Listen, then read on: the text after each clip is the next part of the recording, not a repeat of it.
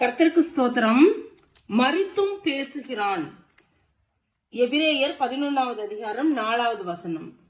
விசுவாசத்தினாலே ஆபேல் காயினுடைய பழியிலும் மேன்மையான பழியை தேவனுக்கு செலுத்தினான். அதனாலே அவன் நீதிமான் என்று சாட்சி பெற்றான். அவனுடைய காணிக்கைகளை குறித்து தேவனே சாட்சி கொடுத்தார்.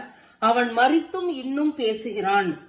ஆபேலுடைய ஸ்பெஷாலிட்டியே, அவன் மரித்து போயிட்டாலும் இன்னும் அவன் செய்த செயல்கள் பேசிக்கொண்டிருக்கிறது. விசுவாசத்தினால அவனுடைய வாழ்க்கை, அவனுடைய காணிக்கைகள் நம்மளிடத்துல பேசுகிறது. எனக்கு தெரிந்த ஒரு சாட்சி, என்னுடைய இருதயத்தை தொட்ட ஒரு சாட்சி. ஒரு ஏழை விதவி தாய், வயதானவங்க, ஒரு கிராமத்துல இருக்காங்க. அவங்களுக்கு 3 மகன்கள். அவங்க இயேசு கிறிஸ்துவை ஏற்றுக்கொண்டது நிமித்தம் அந்த 3 மகன்களும் அவங்கள்ட்ட ரொம்ப சண்டை போடுகிற ஒரு நிலைமை. ஒரு நாள் சண்டை பலத்தது. அவங்க வீட்டை விட்டு வெளியில எல்லாரும் சண்டை போடுற லெவலுக்கு அந்த சண்டை ரொம்ப அதிகரிச்சது.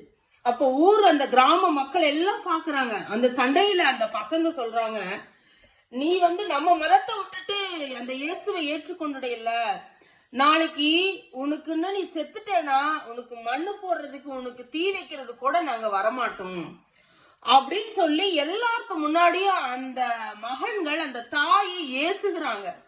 அந்த சமயத்துல அந்த ஏழை விதவை தாய் சொன்ன ஒரு விசுவாச வார்த்தைய கர்த்தர் கனப்படுத்தினார். அவங்க சொன்ன விசுவாச வார்த்தை என்ன தெரியுமா? நீங்க என்னடா எனக்கு மண்ணு போடுறது, அந்த ஏசாமி எனக்கு மண்ணு போடுவாரு அப்படின்னு சொல்லிட்டு தன்னுடைய மரணத்தை குறித்து, தன்னுடைய அடக்க ஆராதனை குறித்து அவங்க விசுவாசத்துல அப்படியா சொல்றாங்க. ஒரு நாள் வந்தது, அவங்க இறந்து போயிடுறாங்க. என்னை கிறிஸ்தவ முறைப்படிதான் அடக்கம் பண்ணணும்னு சொல்லி வேண்டிக் கொண்டாங்க. அத போல அந்த போதகர்கள், அவங்க சபை மக்கள் எல்லாரும் சேர்ந்து அடக்க ஆராதனை நடத்துறாங்க. அந்த அடக்க ஆராதனைக்கு அவங்க மகன்களும் வந்திருக்காங்க.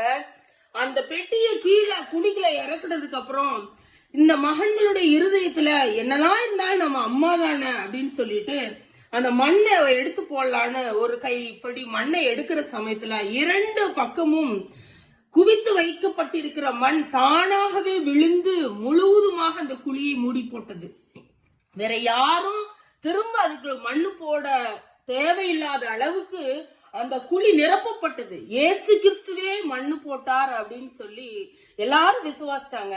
அந்த ஏழை தாய் அந்த சண்டையில அவங்க விசுவாசத்துல சொன்ன ஒவ்வொரு வார்த்தைகளையும் கர்த்தர் கனப்படுத்தினார். அவங்க மரித்தும் இன்னும் பேசுகிறாங்க. அவங்க பேர், ஊர் எதுவுமே தெரியாது, ஆனா அந்த சாட்சி இன்னும் பேசுது. கர்த்தருக்கு ஸ்தோத்திரம்.